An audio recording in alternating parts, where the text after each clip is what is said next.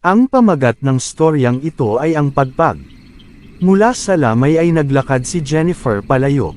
Nayakap niya ang sarili dahil sa lamig ng hanging dumadampi sa balat. Nanunuot iyon sa kalamnan niya na tila ba naglalagos hanggang buto. Napapahinto siya sa paglalakad kapag tila tinatangay ng hangin ang manipis niyang katawan, at saka nagpapatuloy kapag umaayos na ang pakiramdam. Maya-maya ay naramdaman niyang tila ba may presensya na sumusunod sa kanya. Binagalan niya ang paglakad at bigla siyang lumingon. Ang tanging nakita lang niya ay ang madilim na daan na binabantayan ng mga kabilaang puno na nagtatayugan. Lingid kay Jennifer, ang presensya ay mula sa isang nilalang na pasilip-silap sa puno.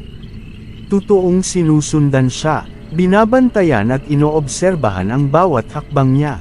Walang balak na lubayan siya hanggang sa kung saan man siya dalhin ng mga paa. Sa muling paglakad ni Jennifer ay dinig niya ang mga yabag. Napalunok siya at hindi maiwasang makadama ng takot. Ilang ulit siyang lumingon at ilang ulit ding mabilis na nakapagkukubli ang nilalang na sumusunod sa kanya. Binilisan na niya ang paglalakad. Lakad-takbo. Naisip niya, galing siya sa isang burol, baka kailangan niyang magpagpag. Iniisip niya kasi na sinusundan siya ng multo ng nakaburol. Iyon ang pamahiin ng mga matatanda na pinaniniwalaan niya, kapag galing ka raw sa lamay ay kailangan mo munang dumaan sa ibang lugar bago ka dumiretso ng bahay, nang sa gayon ay hindi mo madala ang multo sa bahay niyo o ang kamalasang hatid nito. Pumasok siya sa isang 24 hours na convenience store.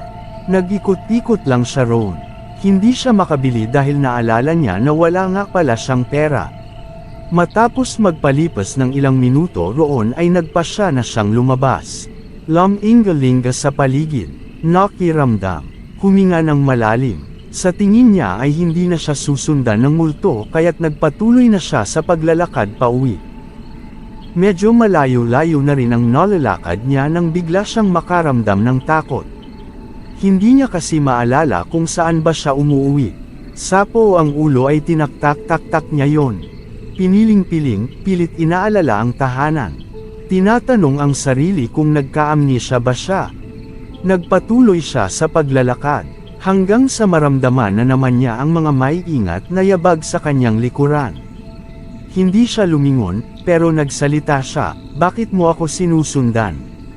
Wala siyang tugon na nakuha kaya muli siyang nagsalita. Aniya kung sino man ang nilalang na sumusunod sa kanya ay tantanan na siya dahil wala itong mapapala sa kanya. Nagpagpag na siya dahil ayaw niyang sundan ng multo kaya tigilan na raw siya nito. Nagulat si Jennifer nang ang maging tugon ng nasa likuran niya ay mga paghikbi.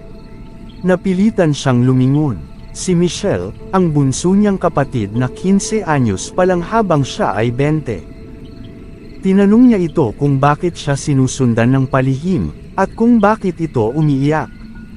Ani Michelle, kaya niya ginawa yun ay dahil gusto niyang malaman kung saan pupunta ang ate niya. Natawa si Jennifer at sinabing malamang ay uuwi ng bahay nila.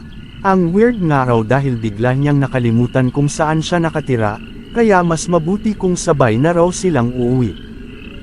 Ngunit ang ngiti sa labi ni Jennifer ay unti-unting napawi nang sabihin ni Michelle na hindi na dapat siyang umuwi sa bahay nila dahil hindi na siya nabibilang doon. Nagtaka siya at sinabihan ng kapatid na ipaliwanag sa kanya ang dahilan kung bakit hindi na siya pwedeng umuwi sa kanila.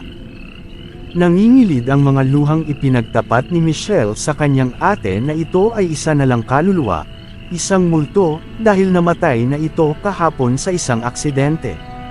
Katunayan, ang lamay na pinanggalingan nila ay lamay mismo niya.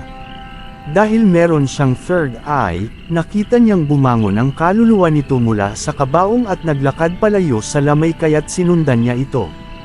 Nakita pa nga niya itong pumasok sa isang convenience store para magpagpag. Nanlalaki ang ulong tiningnan ni Jennifer ang mga kamay, sinalat ang sariling katawan at saka pa lang niya napagtanto ang katotohanan. Tinangkal niyang yakapin ang kapatid, ngunit nabalot lang ito ng kanyang panlalamig. Ani Michelle, ipapanalangin niya ang kaluluwa ng ate niya, Hangad niya ang pag-akyat nito sa liwanag. Bilin naman ni Jennifer na huwag pababayaan ang kanilang mga magulang at hangad din niya ang payapang buhay para sa kanilang mga maiiwanan niya. Nang wala na ang ate Jennifer niya sa harap niya ay mabagal na naglakad si Michelle patungo sa convenience store at pansamantalang naupo roon. Umorder ng kape habang nagmumuni-muni.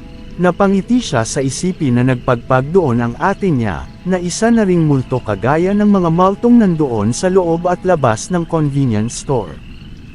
Wakas! At doon nagwawakas ang kwentong ito.